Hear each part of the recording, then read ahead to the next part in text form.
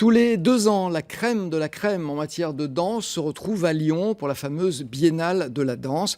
La 17e édition ouvrira ses portes mercredi avec des dizaines de compagnies venues du monde entier qui vont se produire dans de nombreuses salles de la région, et ça jusqu'au 30 septembre. Si je vous dis que c'est un événement à la fois populaire et expérimental, c'est pas Dominique Hervieux qui me dira le contraire, car je lui ai emprunté ces 2 adjectifs. Bonjour Dominique Hervieux. Bonjour. Merci de nous avoir rejoints. Vous êtes, je le rappelle, la directrice artistique de la Biennale de la danse, dont le point d'orgue, faut-il le rappeler, est le fameux défilé de cette Biennale. C'est dimanche, c'est à 16h.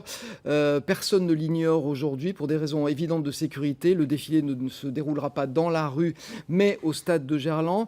Bon, j'imagine que vous êtes à la fois déçu parce que ça ne se fait pas dans la rue, rassuré parce que ça se fait, mais peut-être un peu inquiète parce qu'il faut remplir un stade.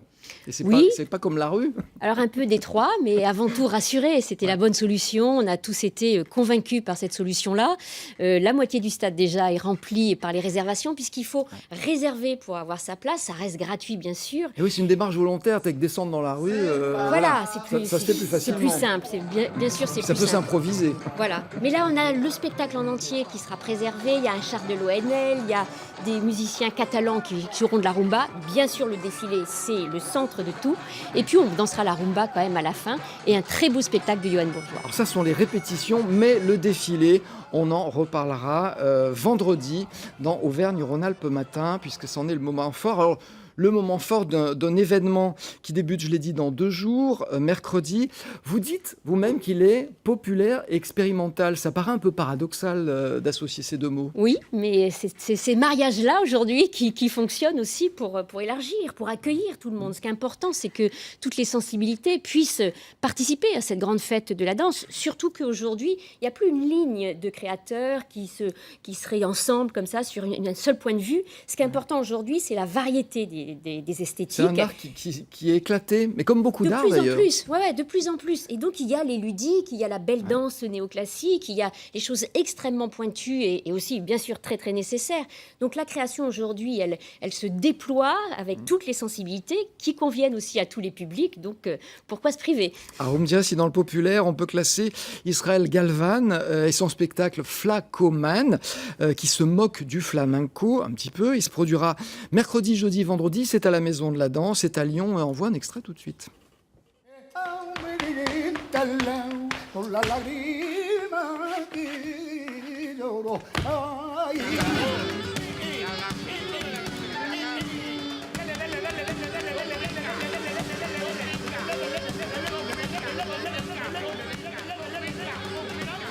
Voilà, Israël Galvan, Flaccoman.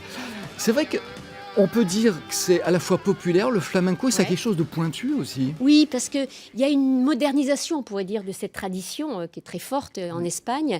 Et aujourd'hui, il y a une dizaine, disons, de grands auteurs qui, à partir de leur tradition, créent un langage actuel avec des musiques un peu détournées, décalées. Ce qui fait qu'à la fois, on a la saveur de quelque chose qu'on adore tous, souvent, le flamenco. Et qui rassure quelque part aussi, parce qu'on est dans le connu.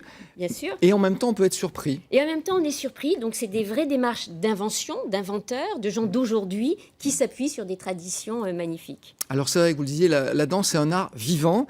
Les artistes inventent sans cesse. Et c'est vous-même aussi qui dites qu'on invente en déconstruisant ce qui a été fait avant. Qu'est-ce qui reste à déconstruire dans la danse ? C'est-à-dire que sans arrêt, on explore le temps, l'espace, l'énergie, la scénographie, tous les ingrédients qui font un spectacle, et que petit à petit, on voit que ce qui est magnifique, c'est que l'exploration, c'est infini. C'est qu'à chaque fois, on invente un domaine, une sensibilité qui nous est propre, et à la fois, il y a une surprise, il y a un inconnu pour le spectateur, mais c'est des très, très grands auteurs. Et à chaque fois, quand même, on l'espère, même, il y a 17 créations. On va découvrir les œuvres. Même moi, je ne les ai pas vues. Et c'est ça, la force d'une biennale. Mais on rentre tout d'un coup dans un monde, dans une sensibilité inédite. Et c'est ça, la beauté, bien sûr, de l'art. La force d'invention. Déconstruire, ce n'est pas détruire. Non. Ça veut dire qu'on reprend des éléments, on construit différemment, on enrichit. Moi, je pense effectivement à quasiment tous les arts qui sont dans cette mouvance de mélange, où on emprunte le cirque, par exemple, emprunte de plus en plus à d'autres arts, aux nouvelles technologies aussi. La danse, c'est la même chose. Elle va trouver son inspiration dans d'autres domaines? Ah oui, bien sûr. Peut-être la danse, c'est l'art le plus accueillant, hein, parce que d'abord, nous, on danse avec de la musique. Donc déjà, la musique est convoquée. Et puis, bien sûr, tout ce rapport au cirque aussi. Le cirque et la danse dialoguent vraiment ensemble. Le théâtre, quand on parle de Pina Bausch, c'est de la danse-théâtre. Donc, notre grande tradition à nous, c'est d'être complice avec tous les arts. Beaucoup les arts plastiques, évidemment, si on pense à Merce Cunningham. Donc là, on va voir une belle création de Jonah Boker avec Daniel Arsham. C'est des très hauts niveaux de créateurs qui s'associent pour inventer un monde ensemble. Donc voilà, c'est une fête des sens. Voilà, et on va voir un acteur qui fait aussi la danse, c'est Patrice Thibault, son spectacle Franito, qui est proposé vendredi, samedi, dimanche. C'est au Radiant cette fois, c'est à Caluire, mais aussi à la Maison du Peuple de Pierre Bénite, et ce sera le samedi 24. Regardez ce spectacle étonnant.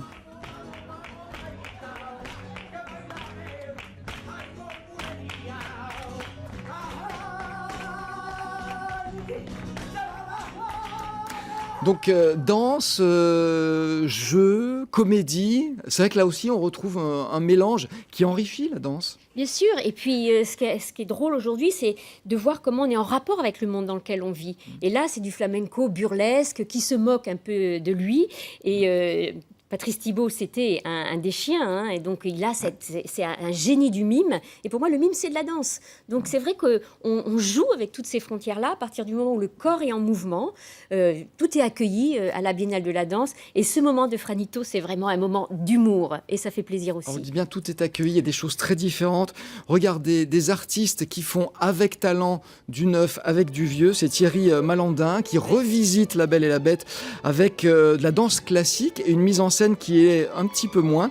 Donc c'est vendredi, samedi, dimanche à la Cité internationale de Lyon.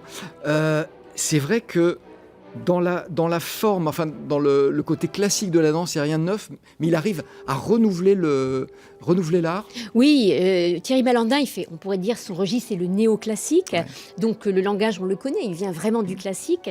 Mais c'est un auteur qui met en jeu sa sensibilité. Lui, ici, il y a quelque chose de sa biographie aussi et de sa nécessité de créer. Et à chaque fois, à partir d'un conte ici, que tout le monde connaît, universel, il arrive à nous parler de lui. Et c'est ça qui fait que cette interprétation de La Belle et la Bête est très singulière parce que il parle de lui à travers C'est un même alphabet, mais qui raconte des choses différentes. Oui, qui raconte des choses très personnelles. Donc, et c'est extrêmement bien fait sur le plan formel et de la composition. C'est de la belle danse. Et ça aussi, c'est important de le soutenir. Vous parliez de 17 créations. Il y en a une qu'on attend avec impatience. Il vient lui-même nous en parler ici, Jean-Claude Galota.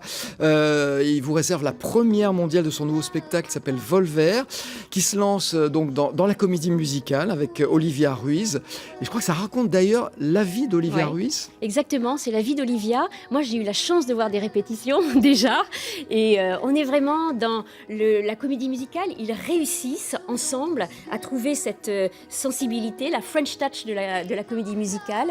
Et c'est une vraie performance d'Olivia. C'est très, très bluffant parce qu'elle chante tout le temps.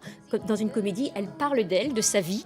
On reconnaît tous ses tubes, ils y sont. Et en même temps, elle danse. Mais vraiment, à la Jacques Demy, on danse et on chante en même temps. C'est magnifique. Et ce sont les premières images de répétition qu'on peut voir. Elles sont pour vous. C'est du 21 au 24 septembre à la Maison de la Danse. Donc Jean-Claude Galota qui vient nous en parler 2 jours avant, le 22. Puis dans le cadre de cette biennale, on voulait dire aussi que le Musée des Confluences à Lyon propose une exposition qui est intitulée Corps rebelle, expo pédagogique, pour faire comprendre la danse contemporaine. Oui. C'est important, je pense qu'aujourd'hui, dans ce foisonnement aussi actuel, dans tous les arts, comme vous le disiez, c'est important aussi d'aller vers l'histoire, c'est-à-dire d'où on vient pour mieux comprendre vers où on va. Et là, cette exposition montre que l'héritage rime avec la création et l'invention. Plus on connaît tous ces grands repères de notre histoire, et plus on jouit de la fantaisie des gens qui créent aujourd'hui. Donc pour moi, c'est un très très grand cadeau, cette exposition pour le public aussi. Elle est magnifique, elle est très esthétique, elle est belle. Donc c'est au Musée des Confluences, il y a plein de choses qui se passent autour de cette Biennale de la danse. C'est dans 2 jours. Merci beaucoup Dominique Hervieux d'avoir fait ce petit bout de chemin avec nous.